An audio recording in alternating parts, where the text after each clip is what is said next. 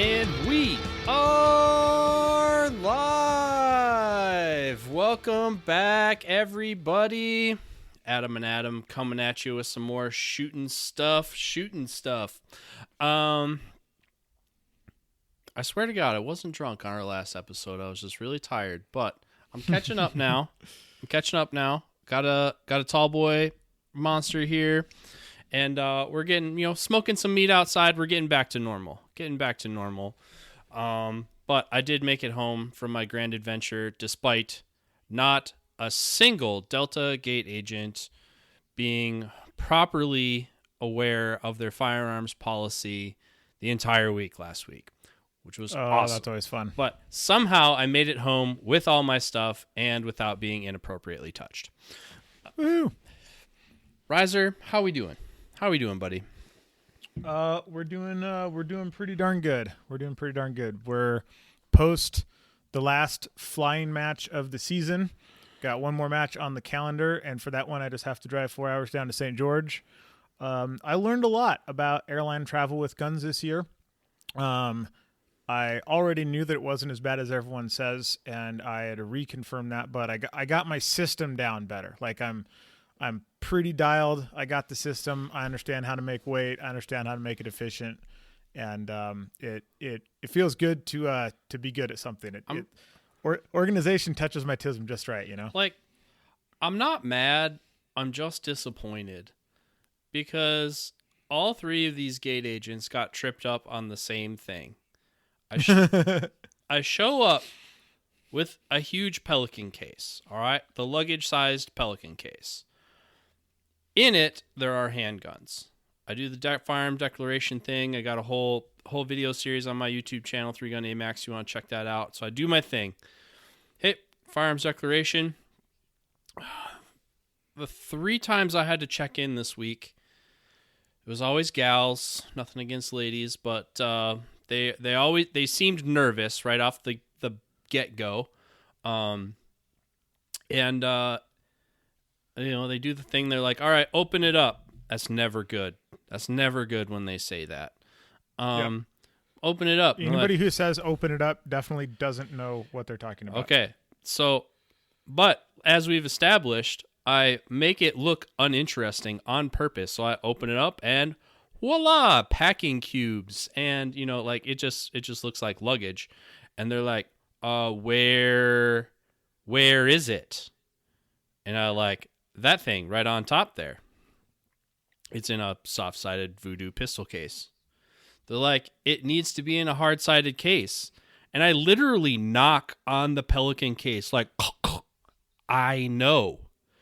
And that is where, their brain gets fried. They're like, does not compute. And it's like, I don't know. We don't have to go through the whole...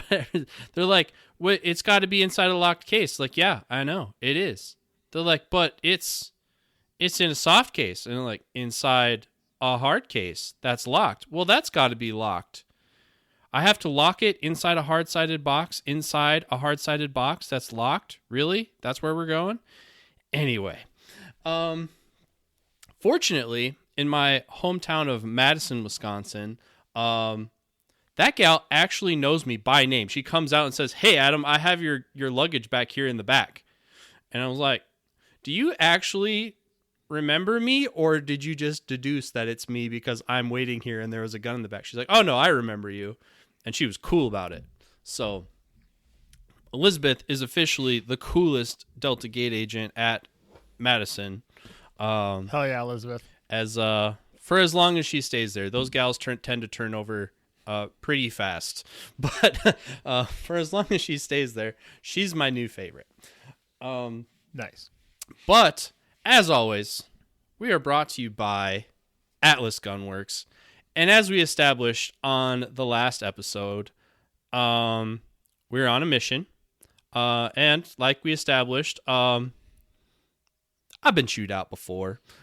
So I was talking to Matt. I sent him the episode right away, and in the language of our rapport, he basically said, "Oh, you bastard," and he's like, "Yeah, that's that's really not going to happen for like a long time. And I'm like, yeah, I know. That's why I'm going to have all these people constantly call you until it moves up on your priority list. And he's like, all right, fair enough.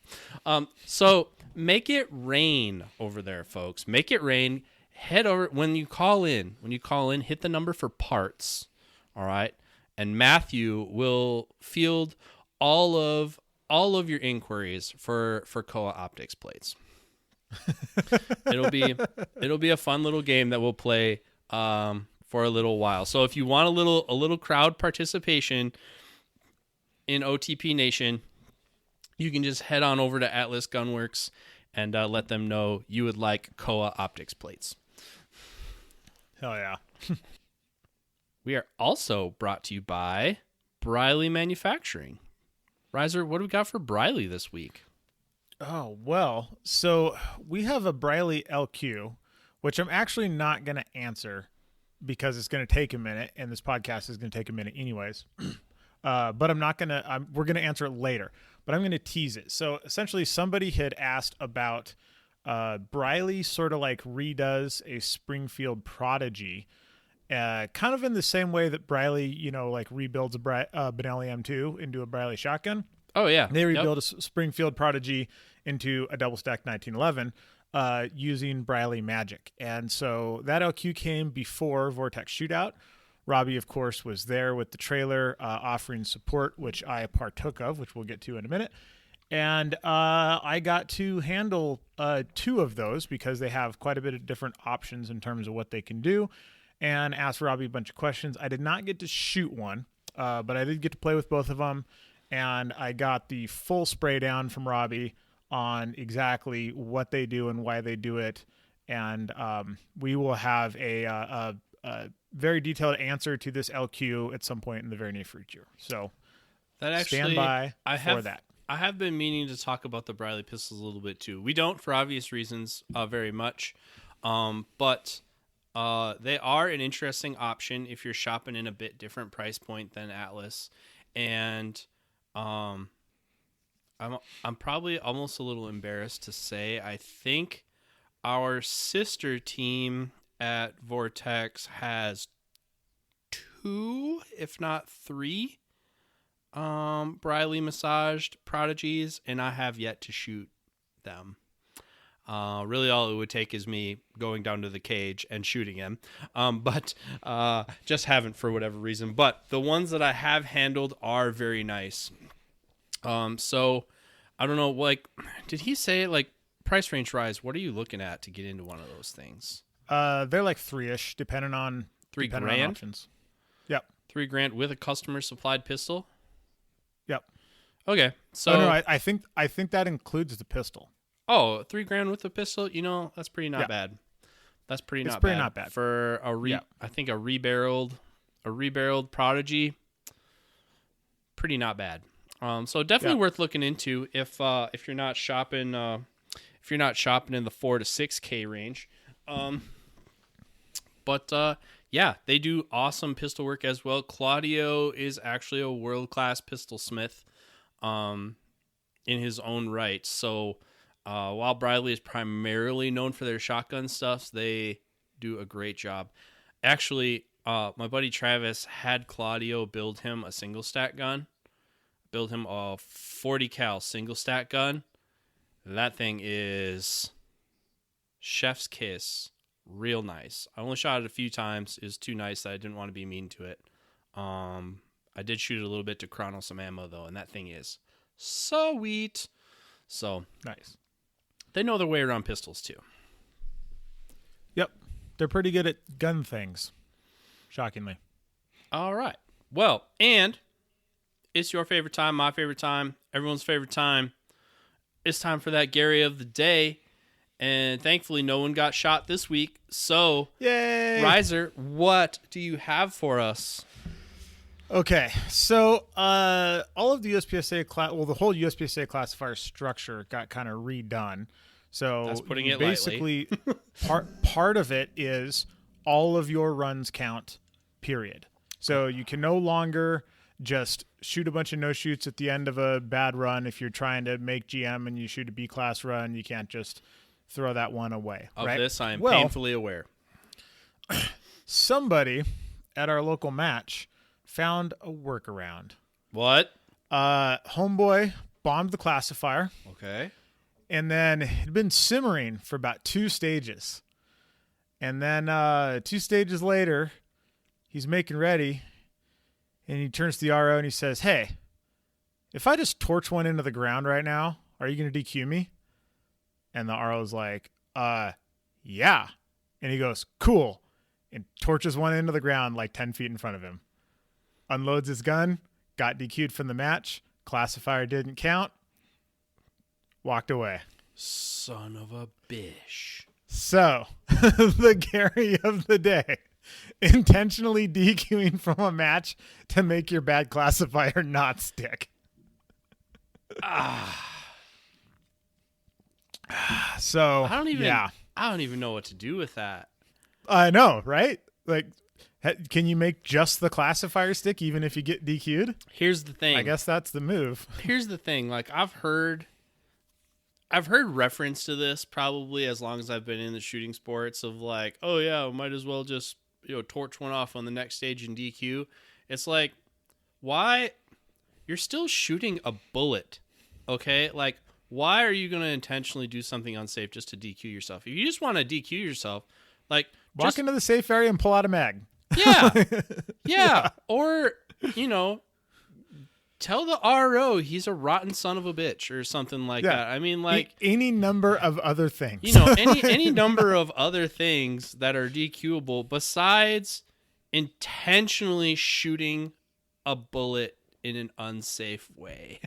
Like, yeah, I never really got, like, I understand a lot of times it's said in the same vein as like suicide jokes, but like at the same time, like, I don't think suicide jokes are funny, so maybe that's just a me thing. But like, so he legit just torched one into the range floor and. Yep. I was told somewhere in the neighborhood of 10 feet in front of him.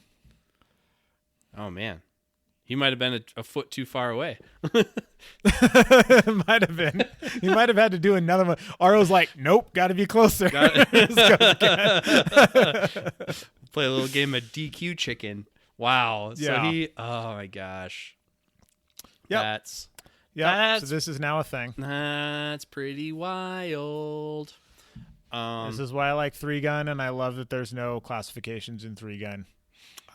You just shoot. I disagree. But yeah, I know you do. Yeah, I'm not a super fan of the new system, but that's, I don't know, is what it is. So gotta play it as it lies. Yep.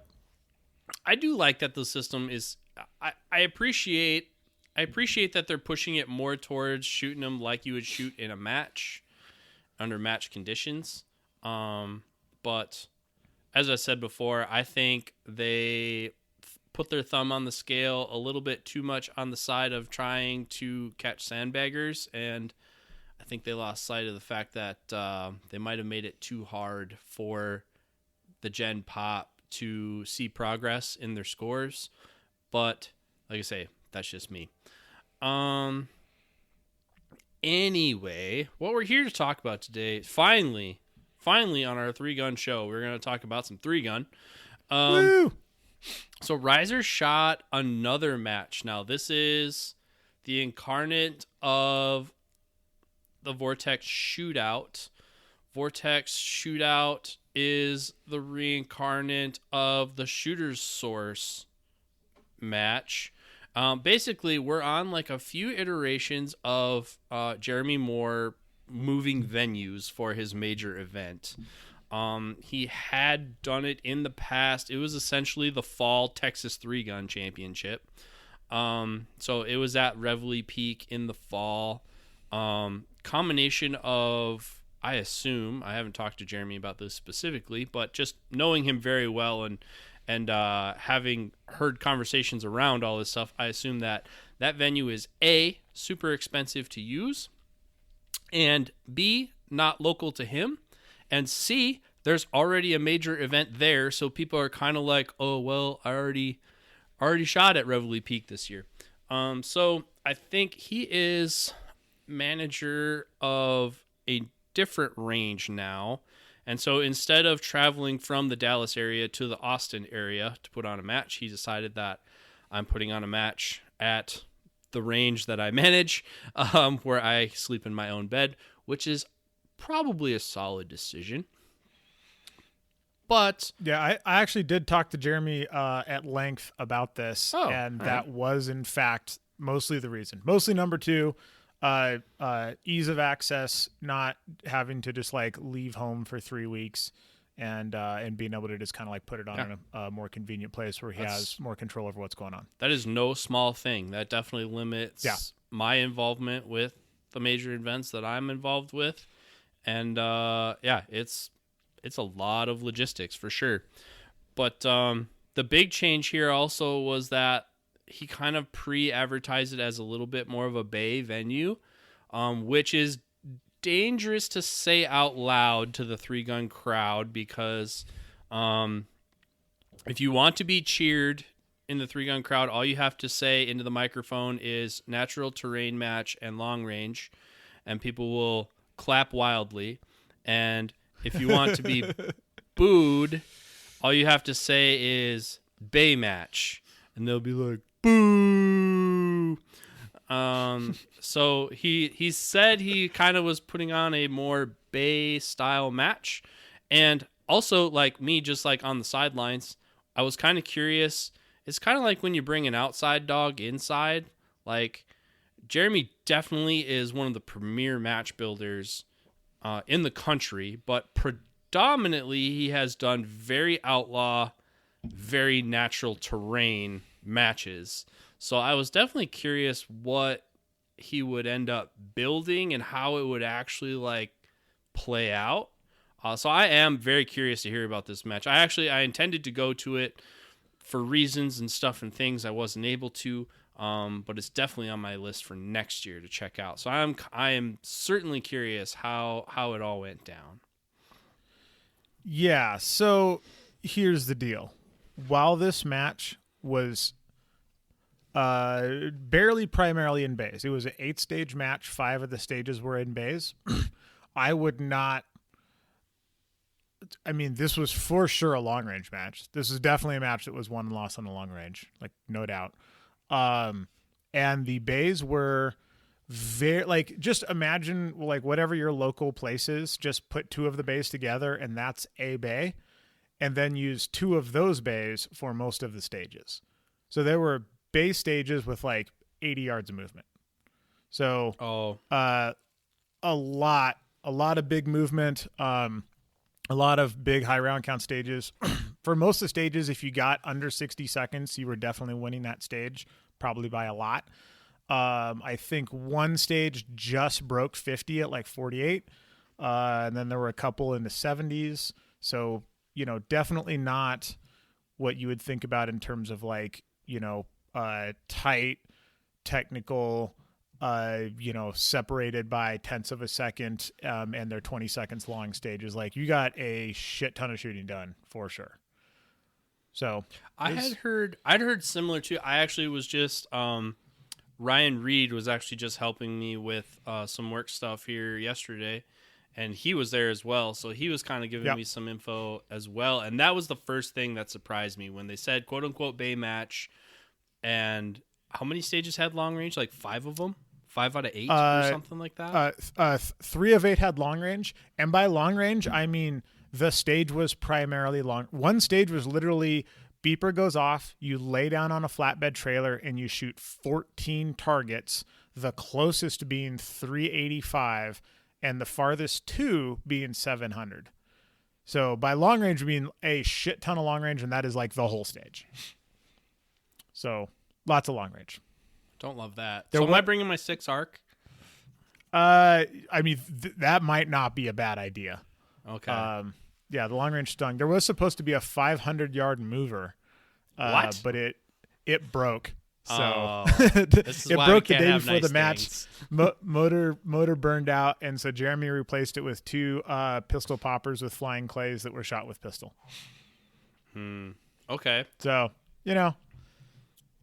So 8 stages. This is 2-day format. 2-day format. Saturday, Sunday. AM, PM, and now, yep, Saturday, Sunday, AM, PM, and now that I have the idea of all AM or all PM in my head, it just hurts even more when like every single time I like shoot in the morning and then I'm sitting around for 24 hours, or shoot in the afternoon and then I have to go scramble to get everything ready for 5 o'clock the next morning. I'm just like, why are we doing it this way? What are we doing? So yeah, I heard it's also kind of out. It's kind of away from civilization. A good bit. So I stayed in Weatherford, Texas, and it was all right. You know, I got a decent hotel and there was a couple like okay places to eat. But that was probably like 45 minutes from Dallas. Okay. And because you fly into DFW and then so you drive kind of southwest from there out to Weatherford. And then the range itself was about 25 minutes from Weatherford in the opposite direction. So the range is, I would say, an hour and a half from Dallas. Okay. And you were staying in Weatherford?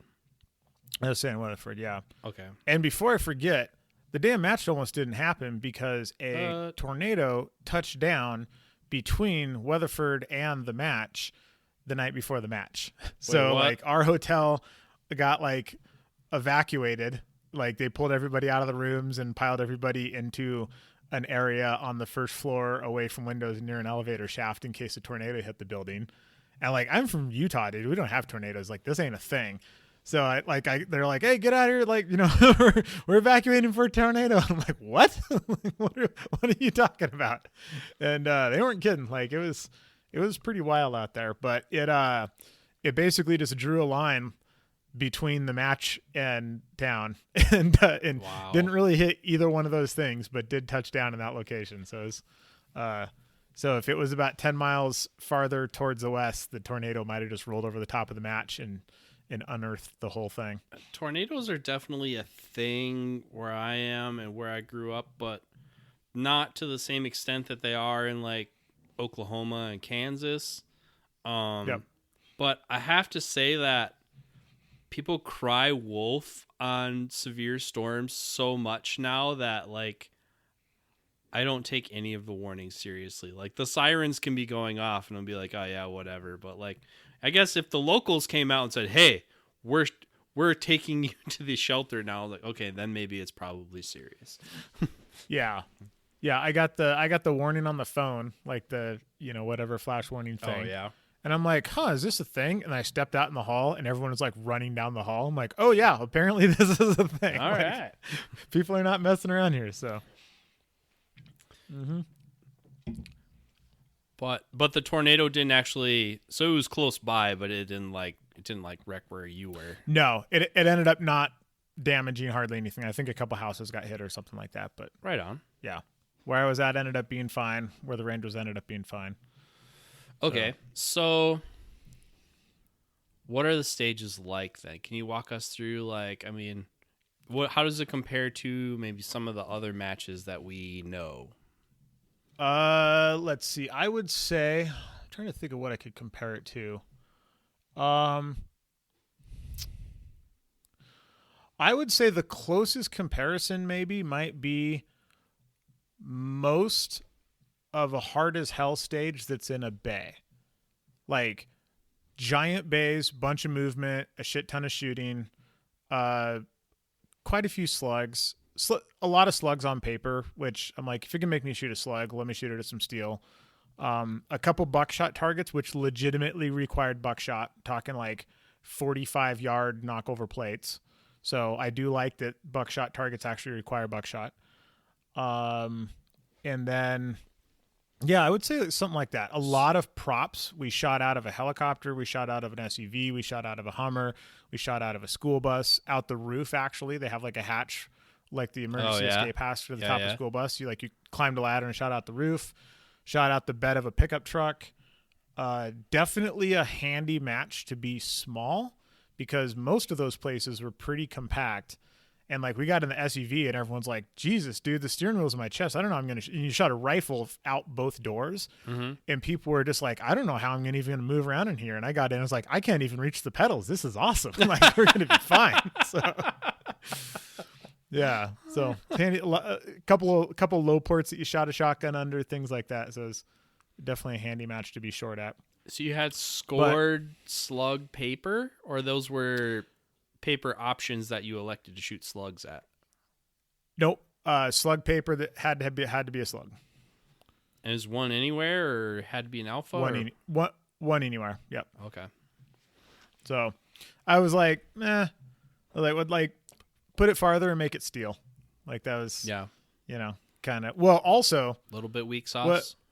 Yeah. Well, no, I mean a little bit, but like one of the things that so this, because those matches are the way that they are. Jeremy Moore runs mulligans here, so when you show up. Hell no. Mulligans are done. Mulligans are for cowards.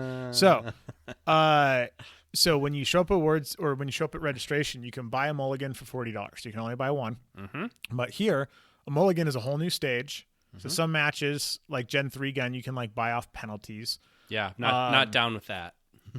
Yeah. So anyways, basically like you get done shooting your stage and you're like, nope, that was trash. You hand over your mulligan card and you go get a reshoot. Well, one, I don't think I had enough ammo to reshoot any of the stages. I actually flew home with I had one big stick loaded with 9mm and nothing else when I flew home. So I flew home with like not quite 29 rounds of pistol ammo. Nice. So I was cutting it pretty close. And so yeah, I am super not a fan of mulligans because my favorite thing about the sport is it's sort of like rally racing where like the buzzer goes off and you just have to deal with whatever happens. And I did not buy a mulligan, did not use a mulligan. Well, you can't use a mulligan if you don't buy one. Yeah, so that's what I'm saying. Like I didn't buy one, didn't have the opportunity to use one, didn't use one. And how did you place? I'm pretty sure I won the match. Interesting. So there. And I'm pretty sure that everybody second through about 8th did in fact use their mulligans. I know that second through 5th all use their mulligans. So Ryan Reed said the same thing. He feels very similar to you. I know, because Ryan Reed is a good man, and he knows what he's talking about. Oh, wait, did you just shoot me? You shot me right in the arm. Mulligans are dumb. There's no way you're going to talk me out of this. Ryan was saying he's in modified, and what did he say? The top... Let me pull it up here quick. Because Ryan's in 4th, and I think... Yep. I think he said Calhoun for sure. Was it Calhoun and... I don't know who D. James is. Donovan James. I think were they the two? Yeah. I guess they have edits on their scores, so I'm guessing Dylan did it straight up. Yeah, so Dylan did it straight up. Donovan, I believed, used his on. I think actually Donovan, I'm pretty sure used his on the first stage. So I'm actually just going to give you a quick blow by blow of the match because it was quite like an epic, like the way it unfolded. Oh, and well, I think it actually makes sense to like talk through this whole thing. Do that. So I tried to do that last time, and you were like, "Oh no, man, this is just kind of I just kind of was awesome the whole time." Well, this one I wasn't awesome the whole time. In fact, I was pretty terrible for a lot of it. Well, then by all means, start at the beginning. Okay, so let me set the stage for you. We walk up to the first stage. So we're walking stages the day before. Of the 8 stages, I believe at least 4 of them had incorrect round counts, which really Super rubs my 3 tism gun. wrong. Super 3 gun. Super 3 gun. But I have had a bit of a thing this season with forgetting to shoot at targets that did not exist in my stage plan. I shot at all the targets this year. So I would actually just walk into a bay, walk around the berm, and just count the targets as I walked through instead of looking at the stage brief. So that mostly worked. The place where it didn't work was the big long-range stage. It was like, there are 13 long-range targets. Well, you look out, there's actually like 19 long-range targets out there, but you don't know which ones are which. And then, so we just ranged them all, and then it turns out there were 14 long-range targets, and you just kind of didn't shoot at some of them. So anyways, that one was very confusing. But we walk up to stage 1, and in the RO stage, so let me start by saying that the ROs at this match were awesome. They were all super nice. They were all super dialed. There was a lot of calling 1-2 on pistol steel, which requires an RO who is on his toes, and those guys did a fantastic job doing that. But there was one RO who was our RO on stage 1, who was a older gentleman who I don't think really understood the rules entirely, and he was reading our stage brief, literally asking us questions while reading the stage brief. And he goes, and there's a yellow steel and it says ULSC. What's the yellow steel for? And we're like, oh, that's a unload, show clear target. So you drop your mag and you shoot at it. And he goes, oh, okay. So you drop your mag, you shoot the target, and is it a penalty if you miss it? Like, this is our stage brief. He is asking us these questions, and we're just like, oh, shit. So anyways, we get it all figured out, and we go and we shoot the stage. And stage 1 was like a bunch of shotgun, some slugs, then some buckshot, then some birdshot, then some kind of hosey pistol, then the unload target, and then you ran from bay 1 to bay 2. And then when you got into bay 2, you shot the pistol a little bit more, some like 50-ish yard, 10-inch plates with the pistol, 4 of those, 2 shots each, and then dumped it and then shot a bunch of rifle.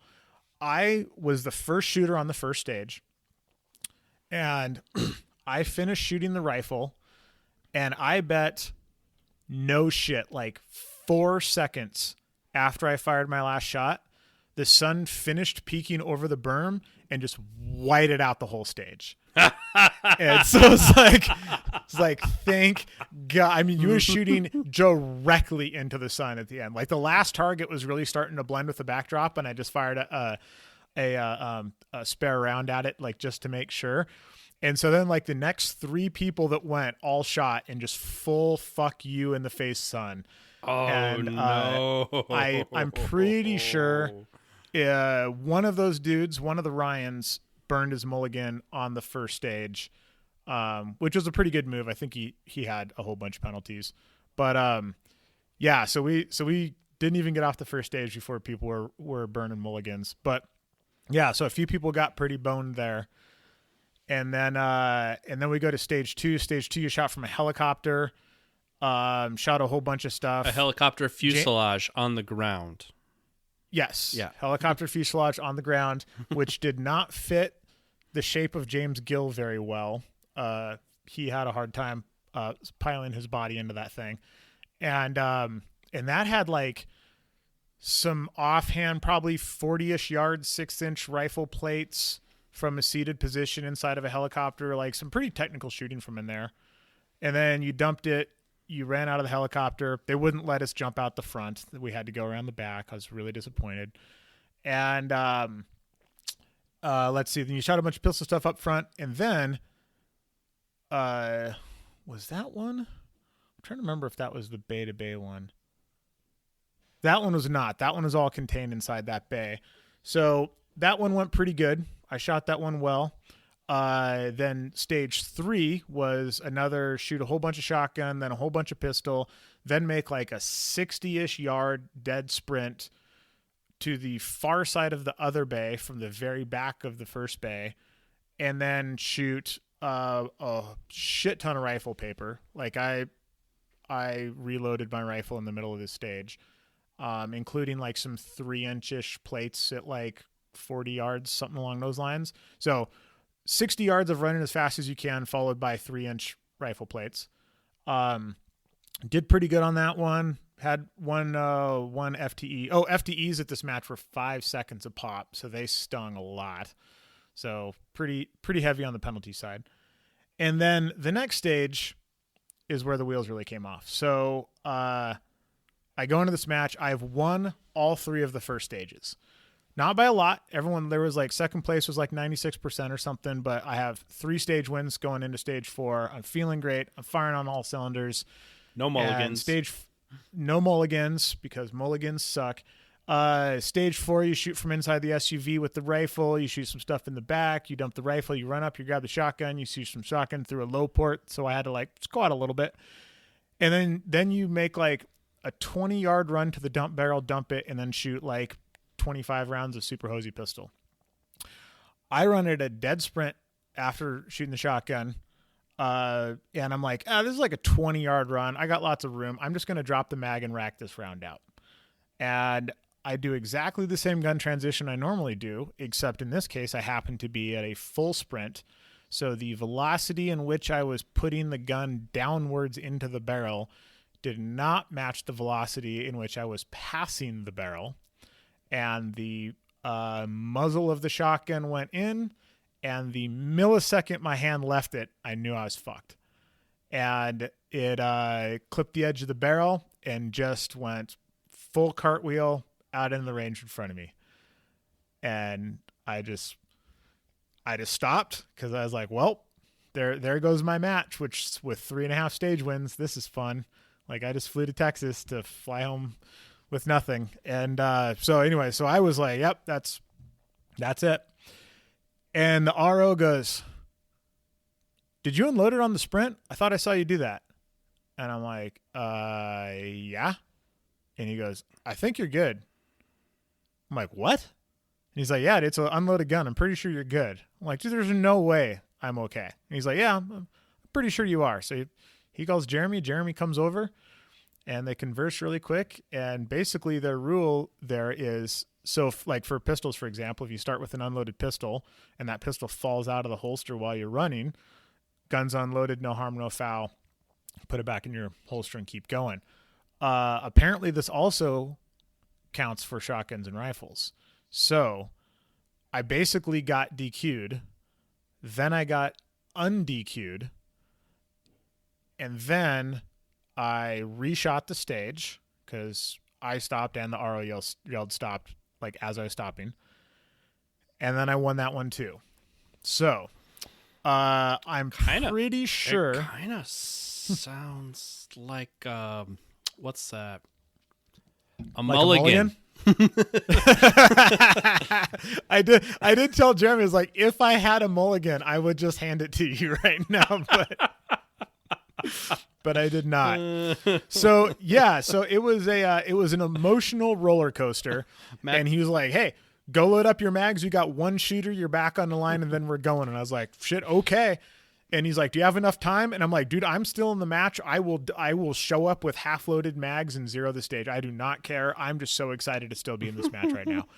And anyway, so I show up, actually cleaned up a couple mistakes from the first run, shot it really well, got another stage win. But what happened here is I'm pretty sure that I managed to burn up all of the karma I had in the world on that stage, because I got home that night, I went to bed, and I woke up at like 4:00 in the morning with just absolute ripping migraine headache, like just completely dying. And I was shooting the afternoon squad because I'd shot the morning squad the first day. So I'm just spending the entire first half of the day trying to get this headache under control. And honestly, if this was another match and I was like, oh, I'm like 8th or something, I probably would not have shot day 2. Like, I hurt so bad. And I was like, I can't go shoot guns right now. Like, there's just no way. And, but I was pretty sure, I wasn't looking at scores, but I was pretty sure I was in the lead. And, so I finally get out to the range, and I'm just drinking all the water I can. Robbie hooked me up with some Gatorade from the trailer. And then, also, so I'm going to back up just a little bit. We show up, the shotgun has taken quite the tumble, landed right on the defender, and the defender's all banged up. Yeah. And I'm like, okay, you sent me that video. It looks just like what happened to me at Surefire 2018. Yeah. When I tumbled my SBR at that's probably the best run I ever had going in open at a major match. Their rules are quite different than what Riser just experienced. Yeah. So I did not get to finish, but yeah, I saw that, and it's I don't know. Where that comes from is essentially when they were using a lot of slings, they didn't want you to get DQ'd from a match because your sling broke. Yeah, lots of people had slings of varying quality, whatnot, and so like if my sling breaks and my unloaded gun falls on the ground, that's where it comes from. And I don't like how cavalier they are about, or some of the verbiage they use around how cavalier they are about that. But I do like that. Okay, you unloaded your gun, so essentially you put it in a safer condition. So there's a less harsh penalty, and whereas you could have just flipped your safety on, and then this would have ended completely differently. Yep. So, it's hard to say. Like being on the obviously very good receiving end of this, I'm like, well, I'm super glad that wasn't a DQ. However, if they would have said, "Yeah, you're done," I would not have even remotely yeah, obviously. Like I just yeeted my shotgun out across the bay. Like clearly, like I was shocked when I wasn't DQ'd from the match. Like I was completely positive I was DQ'd. And, I was just like, well, shit, man, I'm going to end my 3-gun season with a match DQ. Like that super sucks. So I'm very happy that it wasn't a DQ. Had it been a DQ, I would have fully accepted it. And I don't know. It's super tricky, right? Because it's like, yes, we all know it was unloaded. Yes, nobody was actually in any danger. However, man, I mean, the thing did still cartwheel. I mean, even despite not getting DQ'd, I stepped aside with the RO after my second run, and I was like, dude, I am so sorry I did that, because I'm sure when that thing was tumbling, it pointed right at you. And I felt like a complete ass. Like even though I wasn't going home, I still felt like an asshole. And I'm not entirely sure that something like that shouldn't just be a DQ regardless of the state of the gun. So, but then like the sling thing, it's the same deal where it's like I've seen so many people break slings or have QDs come undone and the gun falls down and because it's behind them sweeps everybody, and they're like, hey, it was unloaded. We know it was unloaded. Everything's fine. I think it's kind of on that same line, but I'm strangely more comfortable with the sling thing because when you start the stage, like the RO, they check it. Everybody checks your stuff. Yeah. I was running it at a dead sprint and just racked the shell out, and the RO saw it. So I don't know that those are really the same thing. And right. This is kind of an evolution of that, where like they kind of loosened it a little bit for the sling thing, and then kind of the creep of that rule kind of resulted in this. I don't know. I feel like kind of an asshole saying like I don't agree with it, but at this, because I was also kind of am a no harm no foul kind of guy. We're not here to send people home, but like we do kind of have to have some of the guardrails on. Like the stuff that is really dangerous is non-negotiable. Like the Gary last week, it's like, dude, your gun went off in the holster. You're done. Yeah. Like I don't care if you get cleared by the hospital. You're done. Just because we have to have some of those black and white rules in there. And this is definitely an area. Like, yeah, because like you say, in real time, it just as easily you could have short stroked that gun and not got that shell out of there. So 100%. Which is one of the reasons that I normally dump by putting the safety on, because I'm terrified of doing exactly that. Yeah. And then I dump a loaded gun with no safety. So yeah, I mean I'm definitely somewhere in the middle on this rule, or like this from a rule standpoint in the kind of how in the bigger picture of like merging rule books together, or coming together as a sport on something. Yep. I'm kind of in the middle. I see both sides. But this is kind of leaning towards, as weird as it sounds for me specifically to say it in this context, I'm leaning towards probably should have been a DQ. Yeah. Like it's gray area, but I would call it pretty dark gray, just because of like the fluidity of that situation. having said that, if they're like, hey, you're still in the match, I'm not going to like go home. I'm going to finish shooting the And match. you legit Like, got a stop call? Yeah, I got a stop call. So I stopped, and then the RO yelled stop. Okay. I mean, and it was a coaching match. Like the ROs could yell things at you. And so if the RO was like, dude, keep going, I've been like, holy shit, okay. And I would have been just as stoked to still be in the match. Yep. But yeah, I stopped, and the RO yelled stopped as I was coming to a stop. So the reason you get a reshoot is because they stopped you when you did not commit a stoppable offense. Yeah. I also, where are you at on coaching matches? So I'm actually totally fine with coaching matches in a certain context. Like, I don't like the old hard as hell days where whatever RO you got would just yell their stage plan at you while you were shooting, no matter what you told them to do beforehand. Like, I don't like it when people say things to me while I'm shooting. But with like big complicated things like this, with like 60+ second stages for the winner, I think, especially for the mid pack, I think the coaching is super handy. Several people got saved on like, hey, shoot that right rifle paper before you get out of the helicopter, and like that kind of thing. But it really depends on your squad. Like, the quality of your coaching really depends on the people that are on your squad with you. And I actually got super hosed on the last stage on some coaching, which we'll get to when we get to the last stage. But so I kind of got the shit end of the stick when it came to the coaching thing.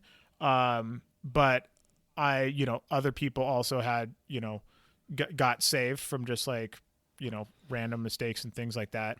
I'm pretty okay with coaching in a big match like this, where, you have to remember long range holds for 15 targets on the same stage. And there's, 24 round shotgun after 2 mags worth of pistol. And it's really easy to run past that plate on the right.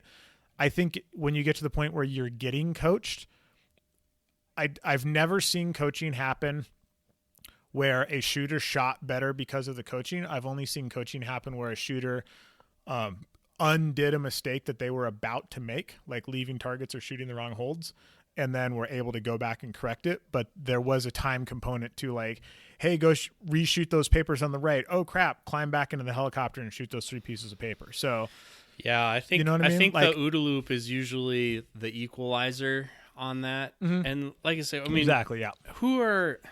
I don't even know if we should call them out, but like there's some pretty vocal people who are super anti coaching matches. I'm drawing a blank on who they are. I think most of them have left the sport.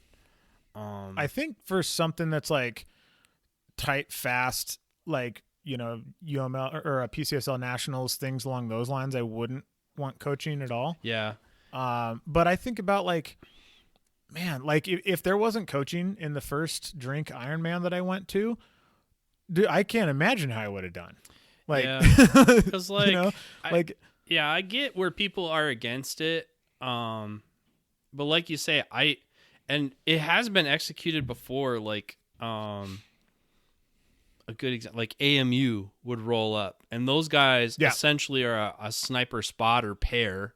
Essentially, right? Yeah. Like those guys train this sport all the time. Legitimately, yeah. Yeah, like, and so they're queued up, practiced. They have a language, and they can communicate to each other. But at the same time, I don't know that those guys are or are not doing any better with or without that coaching. Like, they could coach, so they did. But I don't see anybody also, that like, you have to be executing so fast that if you're consciously communicating with somebody else, you're already behind. It's already going bad. Not. Well, and also in those matches, like, Dan and T-Pain would then spot for everybody else. And like, they're like, they're spotting for the whole squad, which is exactly what we did. Like, we just had like a couple people on glass and somebody reading dope and stuff. Like, but then it's then the guys were like, well, I got, I'm on a squad with none of those people, so like that's the thing. When you end up on a squad with like nobody has a spotting scope and nobody knows anything about long range, then you're just boned. Yep. So I think that's like the problem with it is the coaching. It really makes it almost like a team event. Like when you go shoot a Parma match, like Parma's kind of almost a team match, even not on the team match. Yeah. It's like your squad matters a lot. I think what bothers me the most is usually I kind of perceive it as a bit of a Band-Aid for stage design. Like it's kind of used to kind of whitewash some of the sins of stage design.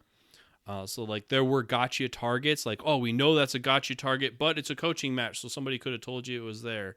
Or we know that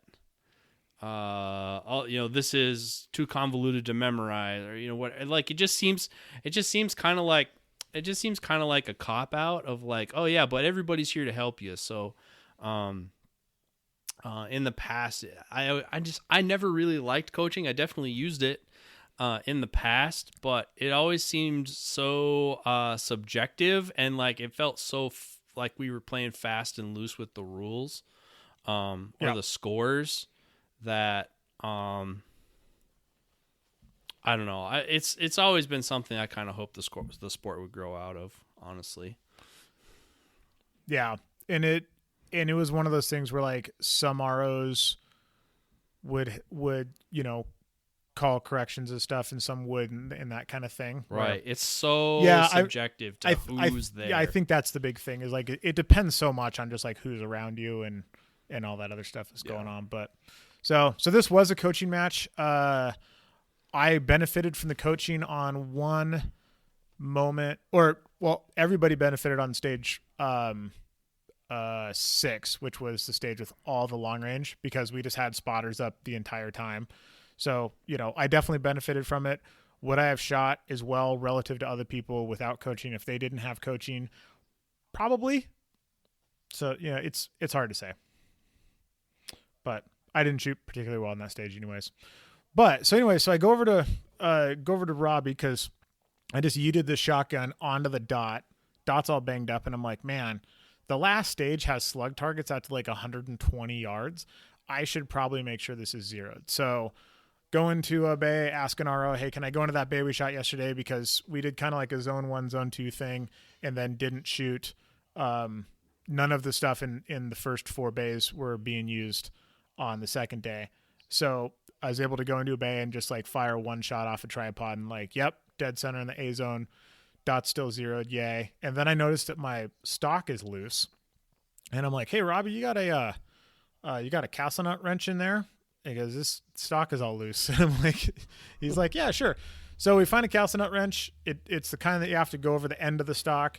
So we take the butt stock off of that thing, go to slide it down, and the Magpul castle nut wrench does not slide over the end of a dissident buttstock. Why? I have no idea, but it doesn't.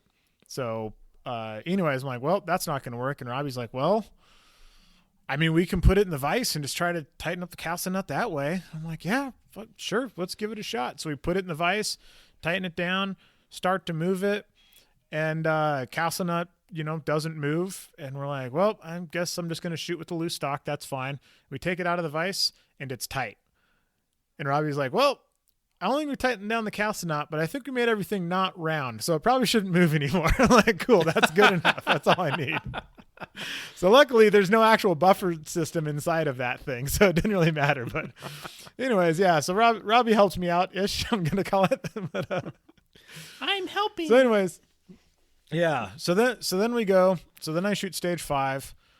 I have just complete, like, world-class migraine. I'm just trying to like physically survive at this point.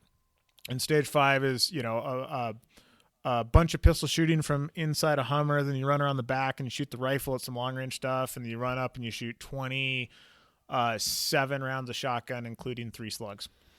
And I go to shoot this stage, and then there's like a 30-yard run in the middle of it. By the time I'm done shooting this stage, I was walking back, and I was actively trying not to vomit in the middle of the bay. Like, I hurt so bad. And I was just like, God damn it. Like, fuck. Just don't throw up in the bay. Like, get over to the berm and get over there. And I'm like, oh, I think I can get through this without throwing up. But my head hurts so bad, and I just, like, cannot even deal. And for an hour after that stage, because we weren't on the next stage for a while. There's a little bit of a backup and stuff.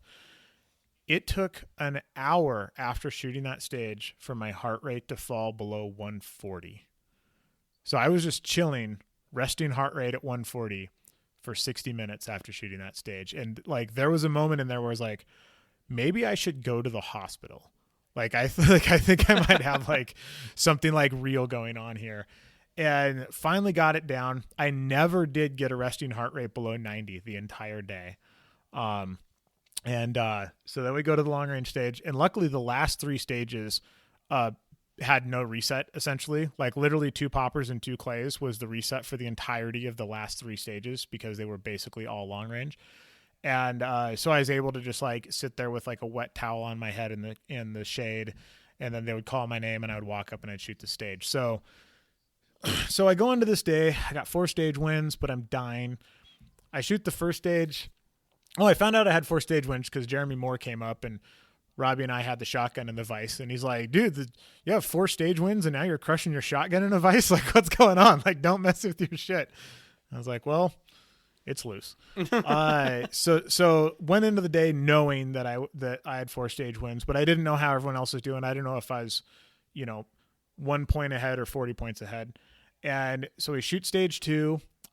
James Gill beats me by a few seconds. And then we get to stage 3. And I'm actually going to pull up the scores for stage, or not stage 3. What am I trying to get at here? Stage 6. So shoot stage 5. Everything's fine. Shoot stage 6.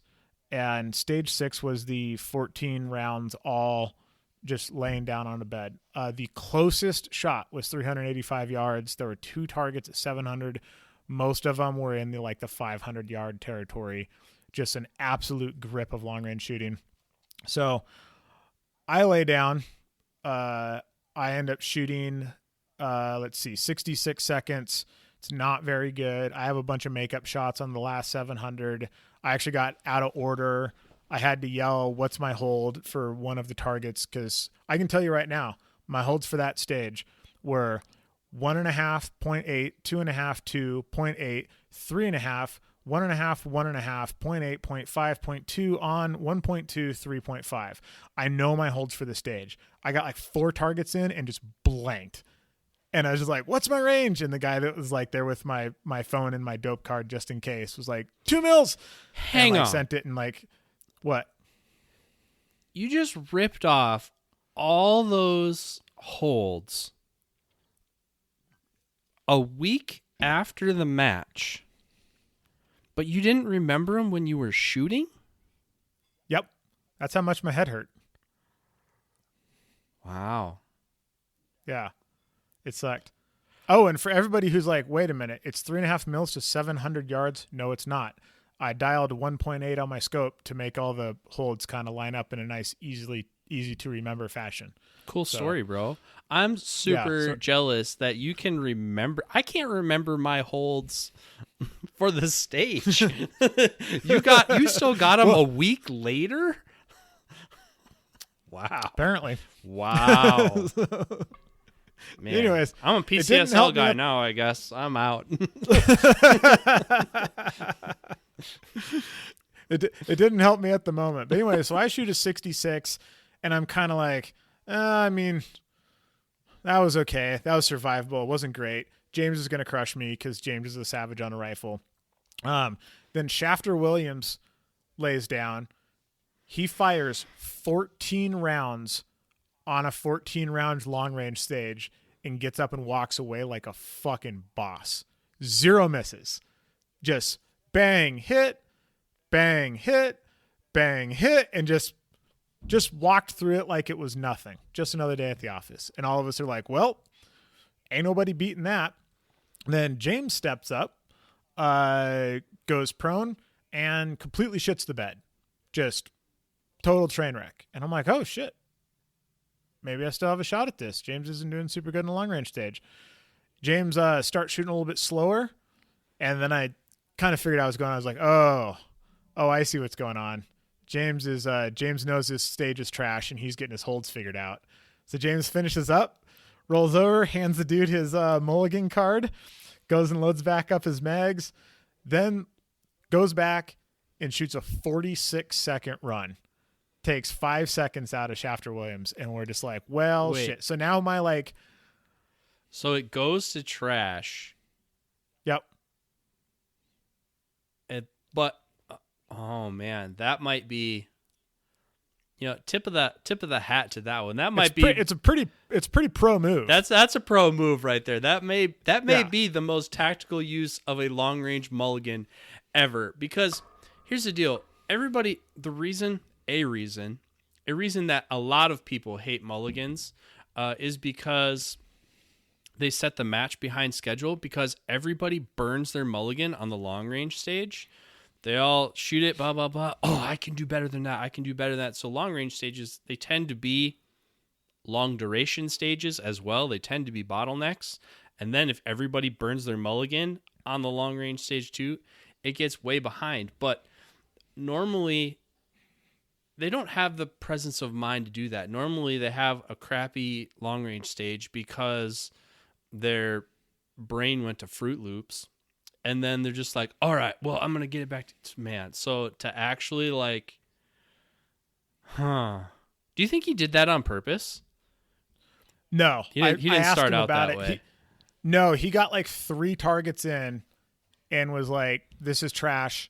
I'm just going to calm down and have good presses and see where I'm hitting. So he had a big brain dope. idea in the moment. Yeah. It was pretty gangster. That's pretty ninja. Like, that's pretty ninja. Yeah. It was a pretty gangster move for sure. Like it was definitely the best use of a mulligan I've ever seen. Like, oh, we're just going to get wind calls figured out, make sure my 700-yard dope is working, because most of us don't actually have good dope to 700. Heck no. And yeah, I ended up having to add like a half a mil. And so anyway, so then he gets back on, lays down a 46, makes my run a high 60% run, and I'm like, well, I don't know how many points I had going into this day, but there goes 31 of them. And then so we shoot the bus stage next, which was I think it was like 7 pistol targets out to like probably like 50-ish yards in a long one. And a lot of like this whole match had a shit ton of double tap static pistol targets where the ROs would call 1-2. And most of these were actually in bays at like a reasonably close distance where all that shit was happening super fast. And usually this is a complete recipe for disaster for faster shooters, like outrunning ROs. And I did not see anybody outshoot an RO's call. And even me, like I had one of the stages where I missed the second shot on quite a few of them. I was just shooting faster than I could see the sights and just kind of being too aggressive. And I had like 3 or 4 of them where I wouldn't hit the second shot and then come off. And in none of those cases did the RO yell 2 for a 2 that did not exist, because that's super common where you're just going ting, ting, ting, ting, ting, ting. The ROs will just start yelling 1-2, assuming you're going to connect on the second one and not wanting to hold you up. So this was, I think, the only match I've ever been at with 2-hit static pistol steal where the ROs kept up with the shooters the entire time. I was quite impressed. Wow. And so anyways, you shoot those, then you run into the bus and you climb up on the roof, and then you shoot 5 targets from the roof of the bus. I did okay-ish. I wasn't sure how James did. So then we go into the last stage, and the last stage is 5 static steel with slugs. I think the far poke was something like 110 or 120 yards. It was quite far. And then shoot the same ones with your pistol, and then shoot 2 poppers with 2 flying clays with your pistol, then run down the hill, hop into a truck bed that, imagine it's just the bed of a truck, no truck attached to it, up on some blocks. So it's like truck bed height, maybe a little bit lower. And then it's laid downhill. So you're slanting downwards when you're prone inside the bed looking at the targets, and then the tailgate's down so you can see out of the back of the bed. So that's the shooting position at the end. So this is the stage. And, we got the same squads helping out. Everybody's on glass, calling hits. It's starting to get pretty hard because these targets are static 500 to 650 yard rifle steel without flashers. So there is a lot of like, we're doing the best we can sort of hit calling going on, and everybody's on glass, but nobody who's on glass other than the RO is allowed to call a hit. And none of that is okay. None of this is okay. None of that is okay. So, and the sun's going down, so it's like sunshade time. The targets are all in the shadows. Very, very hard to see anything that's not a hit. Very hard to see a hit with a regular, rifle style spotting or scope, like a 1-10 or a 1-6. So this is a place where you can just absolutely shit the bed. So I step up to this stage and just completely crap my pants in front of everybody. Like I still, my head is pounding so bad that I'm just trying to physically survive the day. I'm pretty sure I'm probably still ahead, but I don't know by how much. My guess was something like 10 points. And so I'm like, all right, I need like a 90-ish% run here, and I'm probably going to be okay. So I step up, I pull out the shotgun, I shoot a full mag of slugs, all 12 rounds at 5 slug targets, hitting the last target with the last slug. 2 of those slugs I borrowed from James Gill because I didn't have enough slugs to fill up my mag. Heck yeah. So barely eke through without a long-range slug miss. Dump that, shoot the popper, shoot the clay out of there with the pistol, miss the other clay, and then run 26 rounds out of a 29-round mag trying to hit those same 5 plates of the pistol. Just absolutely went to war with the 100-yard one. My whole body was just trembling at this point because I'm so sick and I'm in so much pain. I couldn't hold the gun still enough to just hold the dot on the target and press the trigger. Mm-hmm. So I am just complete area shooting at this 120-yard pistol steel. And it just goes like absolute dog shit. And actually on my hat cam, as I'm running down the hill towards the truck bed, you can hear me say, God damn, what a fucking mess. And so I get down to the truck, I climb in the back, I start shooting. I hit the first target at 600. Then I start shooting at the 650. Miss. And then I start yelling, where am I hitting? Because nobody's telling me you're low, you're left, you're right, you're whatever. Well, it turns out nobody was on glass. The RO was on glass, but he decided that they weren't going to yell corrections, only hits, and none of my squad was on glass. So my buddy Ryan goes running over to the glass at a dead sprint, asks the RO which target is he on, to which the RO replies, I can't tell you that. I'm like, awesome. So I don't know any of this is going on. I hear all this after the fact, but I'm just like, where is it hitting? And I just hear nothing. So I just keep adding wind, and then I start adding elevation, and finally I impact. I have no idea where I impacted at. I go over, I shoot a couple more. I go to war with the last one again on the right side. I think that one was like 550 or something. And hit the target literally on my last shot as the rifle goes to bolt lock. So I went to bolt lock on the slugs, and I went to bolt lock on the rifle, hitting the targets with the last shot in each one of those cases. So then I'm like, okay, well, this is, the stage time was 117 seconds. This is clearly like a 50% stage or lower. It ended up being a 58% stage. I'm like, well, there goes, 42 points. Definitely just lost this match. No chance James isn't just going to lay down in this truck bed and absolutely slaughter me, because James Gill is a savage behind a rifle. So I go lay in the shade for a while with a towel over my head. Then James is up. He's kind of one of the last shooters. I'm like, oh, let's go watch James shoot. James steps up and basically shoots the same run that I just did. Like, complete train wreck, especially for somebody like James. He did beat me by like 15 seconds. I think he shot like a 99 and I shot like a 107. And I was like, shit, man, I don't know. Maybe we're still in it. So both of us thought that the other person had won at the end of the day. And we're just standing there, be like, refresh on the phone. And anyway, so I did end up eking out the W. I was very happy. But the highlight of the entire match, James Gill's crazy ass runs down to this truck bed. I hope everybody has a good picture of what this truck bed is. So we got a truck bed on blocks. It's like chest high on me. So it's probably like, I bet the top of the truck bed is 3.5 or maybe 4 feet off the ground. And you kind of like put a foot there, put a hand on it, jumped over, landed in the truck bed, laid down, loaded your rifle, and then started shooting. James runs down the hill. And for those who haven't seen James run, he can run, I think, as fast as I can with that foot that he has on that prosthetic leg. And just swan dives over the top of the back of the bed, landing in the prone position. Just like the most insane shit I've ever seen. No knee pad, by the way. Like nothing. He doesn't have a knee.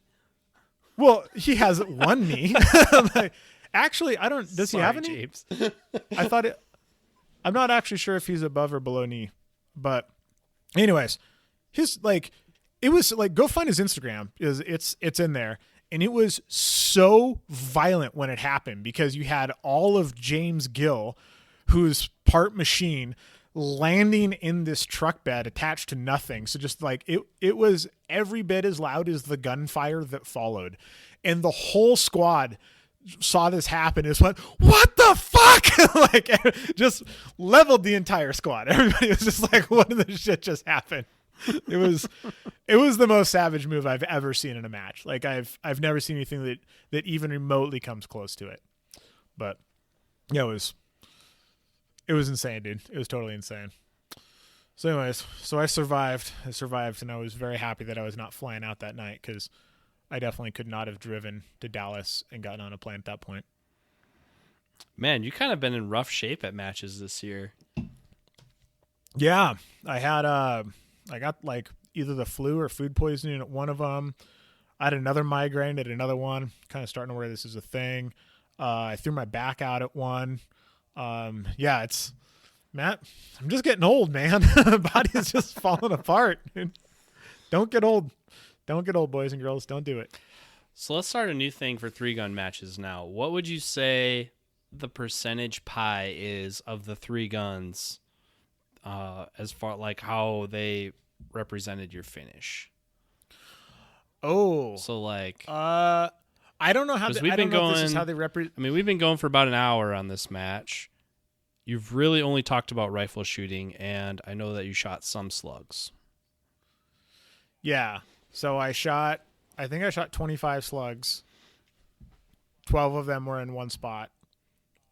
Most of the rest, if not all the rest, maybe all the rest were on paper. So a lot of slugs that kind of didn't need to be slugs.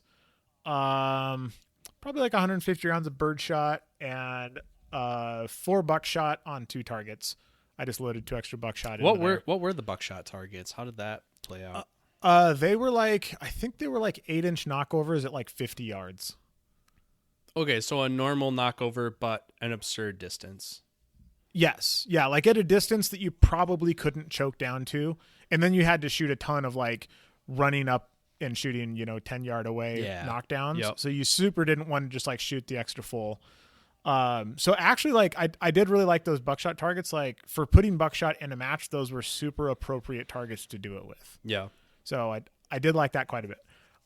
And they said you could shoot buckshot on the regular birdshot targets if you wanted. So on that, there were 2 slug paper, 2 buckshot targets, and a whole bunch of birdshot target. And the like, as you transition through them, plan was clearly to shoot buckshot, slug, bird, slug, bird, something like that. And I didn't want any part of that. And but I was like, pretty sure this thing does good to flight control buck, but I want a couple extras in there. So I shot slug, then swung to the left, buck, both of them hit, and then I shot the first 2 knockdowns with buckshot coming out of there. So little pro tip, if you're doing word candy stuff, it's way better to put a buckshot round on falling steel than it is to accidentally put a slug round on falling steel. Word. And then a pretty good amount of pistol shooting. The pistol shooting was really like either right in your face, super hosey, or quite difficult, pretty long range. Yeah. Not like a ton in the middle, but I mean, definitely this match of the 3 guns, I think your overall time was, and then the rifle shooting that was in the bays was all pretty spicy. Like 45-yard offhand on partials, 40, 50 yards on those 3-inch plates, a lot of no-shoot stacks, things like that. So the rifle shooting was pretty spicy. The pistol shooting was by far the easiest of the shooting. I mean, I think your rifle as a whole weapon system was 60% of your score in this match. Like you needed to be damn good with the rifle all around. That was the most important gun, and you could just sort of like get away with the rest of them for sure. Yeah, just listening to it, not having watched a bunch of video or anything like that, I mean, it sounds like 70% rifle to me and 20% shotgun and 10% pistol. Yeah, it's kind of that. So it was definitely like you say, it was a rifle match with some other stuff sprinkled in there. It was definitely like that kind of vibe for sure. And it's hard to say. I think Jeremy was really worried about this being the first year of it being a Bay Stage match, and he wanted there to be like lots of hard shooting still. Mm-hmm. And I'm hoping next year he just kind of embraces that it's partly a Bay Stage match and just leans into that a little bit more and kind of like balances those three guns out. Yeah. I know he's definitely got it in him, and from like the videos that I saw, I guess I was a little disappointed because it looks kind of like shoot stuff from here, then run a long way over there, then shoot some stuff over there. Whereas like I feel like I know he can come up with more elaborate things, but like the long run to me just kind of seems like a fumble. It's just kind of like a filler. Yeah. Because like Bay to Bay stuff started in the 3-Gun Nation days, and man, when the first time, like, oh, you mean we're gonna shoot over here and then run over there? Like, oh my gosh, it's like the first time you give kids caffeine. We were super stoked on it, and then like it kind of like became a thing where it almost got too big. I think it overgrew, or it outgrew its britches like in the Tri-Gun days. Like they got a little carried away with that. You remember, did you ever shoot Tri-Gun? I don't think you did. I never shot Tri-Gun. So where Multi-Gun Nationals is, where those new member bays are, where the vendor bays were, and stage 7 was, those smaller ones by the parking lot. Yeah. Yeah. That was one stage. They started in one. Oh, really? Yeah, so you started in one. That was one gun. You ran to the next one. That was another gun. You ran to the next one. That was another gun. And a lot of us was like, we really like 3-gun, but that's not quite what we're going for here. And so I think Bay to Bay kind of has peaked, and then like kind of needs a retraction a little bit. So it sounds like the bays that Jeremy has are very large. And so I don't know that they're quite large bays. Like Bay to Bay is kind of something that gets used when you're working with a lot of small bays. So it's like when we have to tie two large bays together, I'm almost like, well, what could you have done if we would have just stayed in this bay? I don't know. Yeah, I'm curious to see kind of how it grows and evolves. I definitely, when this match was at Reveille Peak, I definitely understood it to be a rifleman's match with other stuff, even though I don't like that, but I understood it to be that. So I'm curious. I think a lot of interesting stuff can be done in bays. Insert, what like Max does with PCSL. So I'm curious to see if we can like melt those two together a little more into something cool. But well, I mean, even Multi-Gun Nationals. Oh yeah, like yeah. a lot of bay stages that I absolutely loved that were like really creative use of a bay and didn't involve, like, I don't mind covering a lot of ground on a stage. Me neither. I just want there to be like some shooting along the way. Right. Yeah. And so like not if this like would have been a thing where you 60 sort of yard sprint over to this completely other area. Yeah, and this was a lot of like you shoot all the way back into the very back corner of the bay, mm-hmm. and then you run all the way out of the bay, and then halfway into the next bay, all the way across to the other side. Mm-hmm. So like even just having it where it's like you kind of finish up, on the right back corner of one bay, and then you run into the left back corner of the other bay. So you go around the berm, but you're not, running for 20 seconds of your stage time. Mm-hmm. I would have been totally fine with that. And I'm probably like one of the faster runners there. And I'm still like, I mean, like, I get the idea. Like, Jeremy's like, hey, giant ass run. You get in here. Now you have to shoot some 3-inch plates with your rifle. Oh, yeah. I understand that it's hard. I get the idea, but I don't know. I'd rather just have a shorter run and just have more shooting. We came to shoot, right? Yep, exactly. Right on. I guess Did we cover scores very much? Like, did we break No. them all down? No, let's break it down. So here we go. Well, there was PCC only division. How did PCC do this match that was 70% long range rifle shooting? I believe PCC was in place of the shotgun. Oh, so it was still a multi-gun division. It wasn't just I'm shooting everything with my PCC. That's what I think, because I'm pretty sure I saw Aaron Hayes rolling around with a rifle and a pistol in a PCC. Pretty good chance that I'm super wrong about this, but I think that's what it was. I think that the PCC was in place of the shotgun. Okay. Because I had don't questions know about if you that could too. shoot. I don't know if you could shoot the PCC on the pistol stuff also, or if it just was the place of shotgun. Nobody on our squad was shooting PCC or two guns, so we didn't have to deal with any of that. Yeah, I saw there was 2-gun. I saw there was PCC. That always raises a question mark for me. It's like, what does that do to everything? Because in the past, that was the death of a lot of interesting things. Yeah, and I don't think it was here. There was still like all of the shotgunny stuff that we know and love remained. Although I don't think there was any flying clays outside of the one you shot with the pistol. Now that I think about it. But there was a grip of knockover shotgun steel. Like I did quite enjoy the shotgun shooting to this match, and like a little, a good handful of like no shoots and partialed up targets and stuff like that. So I did quite enjoy the shotgun shooting to this match. I thought it was really fun. Jeremy usually does a good job with the KO shotgun stuff. Yeah, it was good. So anyways, TAC Ops, Chase Mitchell in third place, Jason Kent in second place, and Jason Tilkey murdering the field, putting 22% into second place, taking home top spot for TAC Ops. For PCC, quite a bit tighter.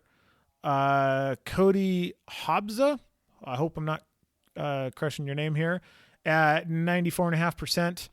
Eric Stafford at 98%, and Aaron Hayes taking home the W. Man, that like the was gangster tight. that he is. Yeah, super tight there.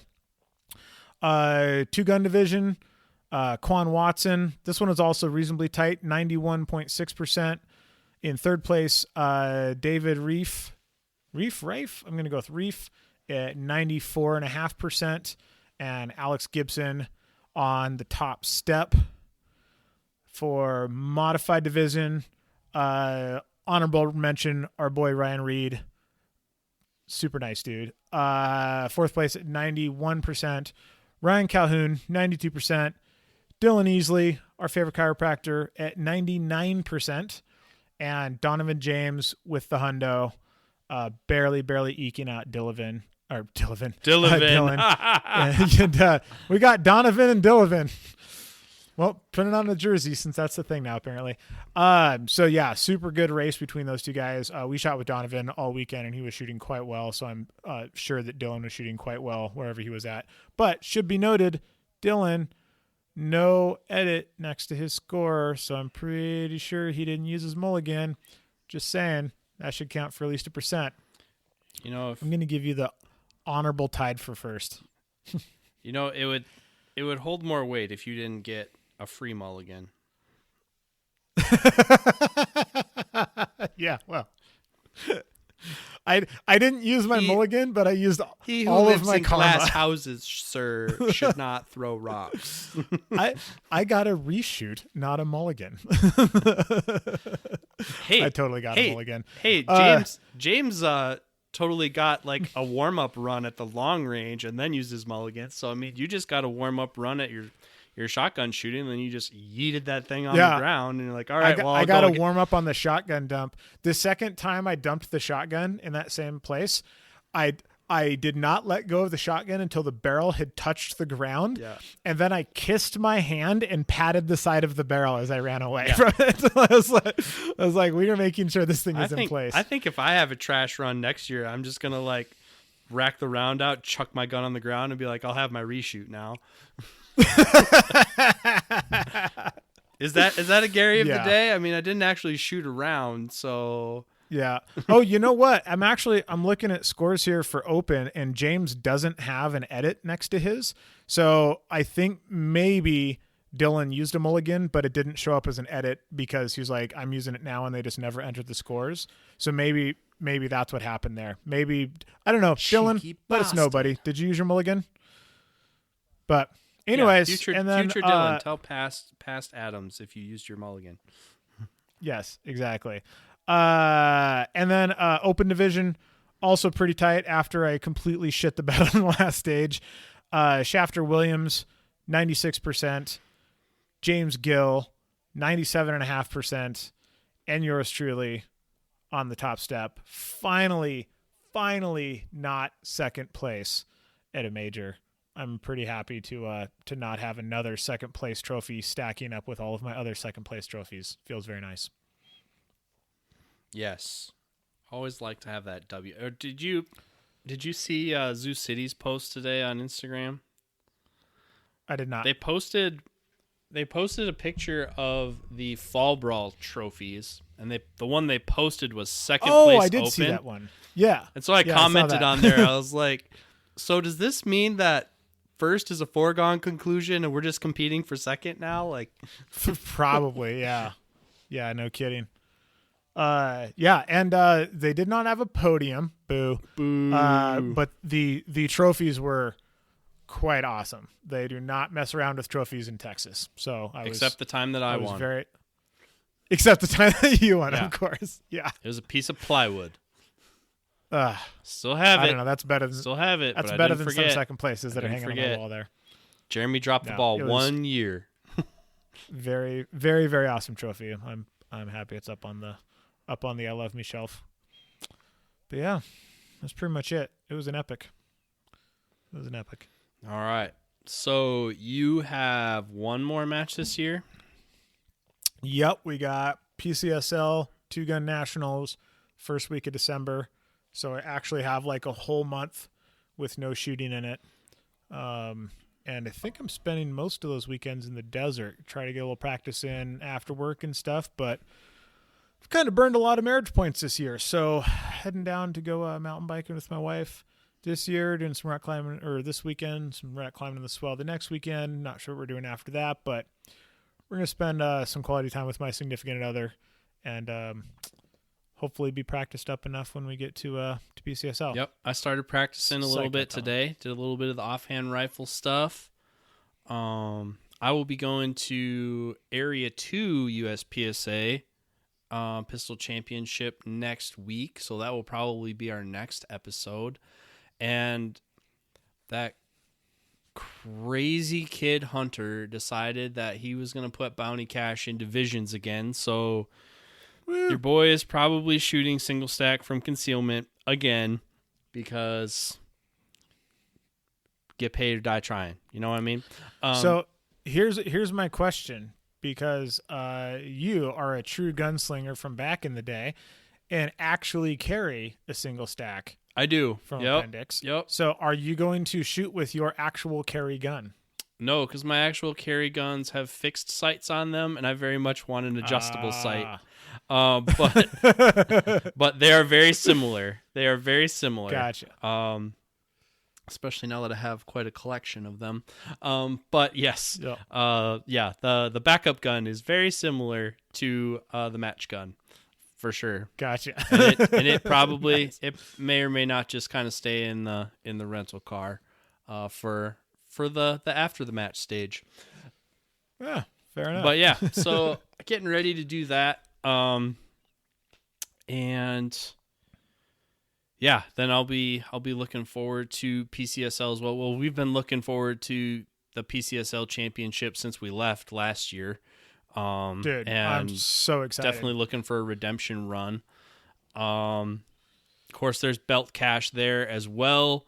So, really contemplating. I put in for one of the bounty holsters from Carry Concealment, and that should be getting here pretty soon. So depending on how much I like that thing and how I can figure out what I want to do with rifle magazines and how I want to manage rifle magazines, I might be going for belt at PCSL as well. But super stoked on that. Hopefully when I get to work tomorrow, I'll have a 2 MOA Defender XL to put on my PCSL gun and put the final touches on that thing. So You just going to run a magnifier behind the dot? no, I think I'm just going to bring an upper with an LPVO on it because you can reconfigure at that match. Yeah. But I doubt I will use it. So Fair enough.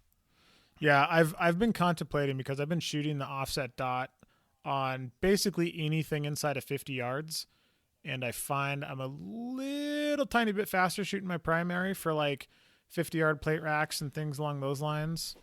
There were a couple stages there where I should have bumped it to like 2-ish. But I'm probably just going to shoot my 16 with a 1 to 10 and an offset red dot and just call it a day. But right I don't know. now I'm still debating. Right now my setup is a 12.5 with 2 Defender XLs on it. Top one's going to be a 2 MOA, and then the offset's a 5 just because a 5 is what I had. I haven't decided. I can get a magnifier in there, but I think if I need a magnifier, I would probably just use a configured upper because you can change uppers in that sport, and I'm going to have a backup gun anyway. Yeah. So, Yeah. And you don't have to fly with the shotgun, so you can save the weight. Right. So, Why 2 dot just for the leans? yeah, for the leans. Yeah. Just because Max is a PCS or a PCC shooter. So, yeah, I think just my recollection of last year was everything was super agile, super tight, and I really wanted a more agile carbine, and I wanted to shave some weight off of it for sure, because that is peak Bay Match stage design right there. That stuff was awesome. However, it should be noted that Varick won shooting an 18-inch JP rifle with a 1 to 10 and a red dot. So it's definitely not like the make or break thing. Yeah, and AJ won with a red dot and a flip over. Yeah, so yeah. So he got second with that kit. Wasn't AJ in practical? No. Brian Nelson won practical. Oh, he did? I thought Kyle Litzy won he also. Nope. Nelson won practical. AJ and Kyle were in competition. We're going to solve this. I don't want to start spewing a bunch of BS here. So I'm actually going to go look since we got the time to do it. Let's see here. Change match. Got to scroll back a bit since that was a minute ago now. Yeah, but that's just what I remember from last year when I was frustrated with my rifle setup. Not blaming my rifle setups, just I have access to all kinds of uppers, all kinds of configurations, and I was like, this was a poor choice. Yeah. So for next year. Oh, no, you know what? I forgot. Varick had some gun problem. Kyle won competition division. I'm pretty sure he was shooting an LPVO, was he not? Oh, who? Kyle Litzy? Yeah, I think Kyle Litzy was shooting a 1 to 6, and I think AJ was shooting. Yep. Because I was on AJ's squad. AJ was shooting a dot with a flip over. Yeah, he was shooting a dot. Varick in third. He was shooting an LPVO, and then Brian Nelson won practical. He was shooting an LPVO. Mason Lane was second. And Varick, I don't remember what he was shooting. I bet it was a SIG. Yeah, it was definitely a SIG. No, he was shooting an LPVO, at least on the stage I was ROing. And Nils was third. I'm not sure what Nils was shooting, but yeah, I think. So, and what you got to remember about Varick too, Varick is one of those guys. He's kind of like in the riser camp of like the beware the guy with one gun. Varick shoots a lot. Varick does not have a lot of guns. He has the guns he competes with, and prize guns, and that's pretty much what he has in my estimation of knowing him. Yeah. So. Yep. Yeah, pretty much. So, anyways, there are multiple ways to go about solving this particular problem. I am very tempted. If I did have all the guns, and especially since I'm driving to it, I would very seriously consider shooting a red dot for most of the base stages and then shooting the LPVO on the long range. But I think I'm just going to stick with one. You could just hit up the J Pizzle and like, hey man, I need an upper. Could. I mean, I do have a couple uppers in there. I could tear apart my truck gun or something like that. But that 16 with the Signature Series comp though is just so freaking nice, and I don't have two of those, so I don't know. I do have a Mark V comp that is about to go on that gun though. So if that reacts about the same as the Signature Series, then we might split it up. So we'll see. You'll all have to stay tuned in to find out. Yep. Well, that's all we have for you today. Like you say, next time we'll probably be coming at you with some Area 2 Pistol Championship action. Until such time, keep your overlays handy. This has been On the Perf, and we'll get at you next week. See you guys.